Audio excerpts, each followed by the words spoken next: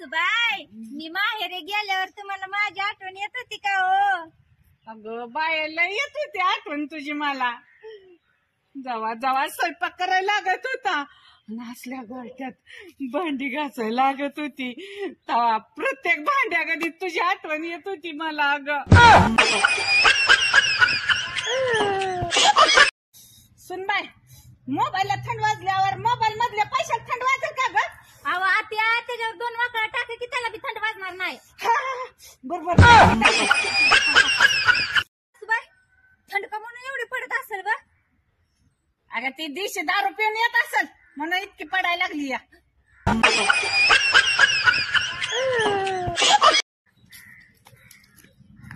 पोरे, पोलीस स्टेशनला इथं कसं जायचं ग? चोर चोर चोर चोर चोर. आता येते पोलीस आणि मग त्यांच्या संग. नेहमी मी बघते पिक्चर मध्ये बहीण भावंड हरवलेली. कधी तर असं पण दिसायला पाहिजे. भांडकुदळीसून माझी जत्रत हरवलेली. लय भारी वाटत.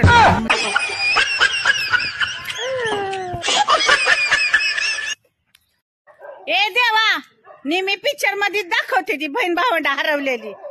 माझी सून पण कपटी आहे, ती हरवू दे की जत्रत एकदा कधीतरी. मला पण बरं वाटल जरा.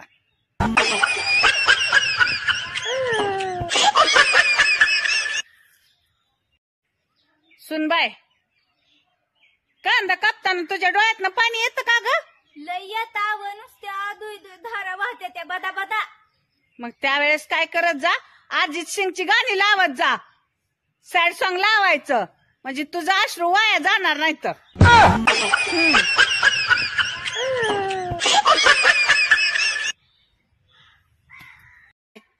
कोरोना सारखा एक आजार आलाय. बर. त्याची लक्षणं अशी आहे ती ऐक. समोरचा माणूस जरी काय बोलत असलं ना तर त्याचं लक्ष लागत नाही. जेवाय जरी बसलं ना तरी लक्ष लागत नाही. कामात सुद्धा लक्ष लागत नाही अजिबात. त्याची अशी लक्षणं नाही ती. हाय तरी आजाराचं नाव काय? Instagram virus.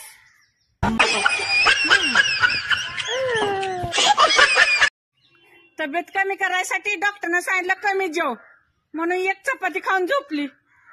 रातभर झोप येईना. रातच्या उठून 3 चपात्या खाल्ल्या.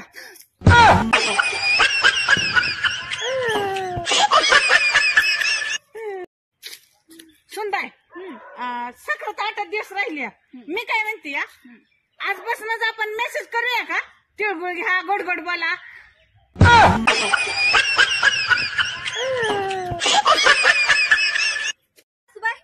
थंड का म्हणून एवढी पडत असेल ग? अगं ती दिवशी दारू पिऊन येत असेल म्हणून इतकी पडायला लागली या.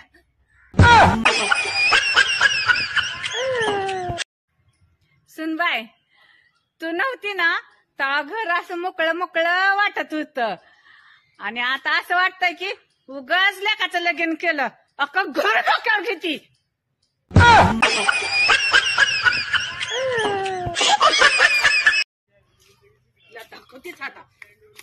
तू मला कालच्या पासून फोन का केला नाहीस का?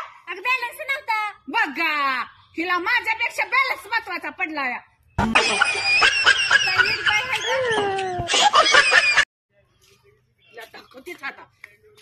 तू मला कालच्या पासून फोन का केला नाहीस का?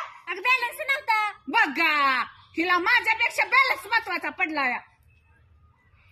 काय येड बाय हाय ग? पिवताय बरं झालं तुम्ही भेटला. ती नमस्कार. अहो मी बंगल्यावरच निघाली होती तुम्हाला आमंत्रण द्यायला. आमच्या बचत गटातल्या बायकांनी एक मीटिंग ठेवली मोठी, असं म्हणजे कार्यक्रम ठेवलाय. त्याचं तुम्हाला आमंत्रण द्यायसाठी चालली. अहो पण तुमच्यामुळे ना आमच्या बचत गटाच्या बायकांचं लय चांगलं चाललंय बघा. काय माहितीये का, तुम्ही इतक्या सुख सुविधा आणल्या. अहो बायकांचं लय हाल व्हायला लागलं होतं. दारुड नवरं त्यांचं एक टायमाला अन्नाला महाग झालती ती अन्न खायला. पण ना तुम्ही इतक्या सुख सुविधा आणून दिल्या. लोणचं, पापड, असं कुरड्या भातुड्या बायका करून शेवाळ्या विकते त्या, कंपनीला देते त्या. आमच्या बायकांचा ह्या बचत गटाच्या आहे ना सगळा माल बाहेर गावी जातो बघा. त्यामुळं ना तुमचा आभार किती मानावतं आणि किती नाही हे ना आम्हाला म्हणजे शब्दात सुद्धा सांगता येणार. त्यामुळे आमच्या बचत गटाच्या बायकांनी आहे ना एक लय मोठा कार्यक्रम ठेवलाय आणि त्याचं उद्घाटन तुमच्या हस्ते करायचं या. अरे वा. मग तुम्ही येणार का उद्घाटनाला हो सांगा. हो, का नाही, येणार की अहो. मग त्याचं ना तुम्हाला आमंत्रण द्यायसाठी आलती, पण बरं झालं देवानं तुमची माझी गाठी इथं घालून दिली. मला वाटलं की तुम्ही असं सांगितलं तुम्ही बघा गावी जायचंय म्हणून मी धावत आली बा. पण बरं झालं गाठ पडली. बरं या बरं का 25 तारखेला कार्यक्रम आहे आणि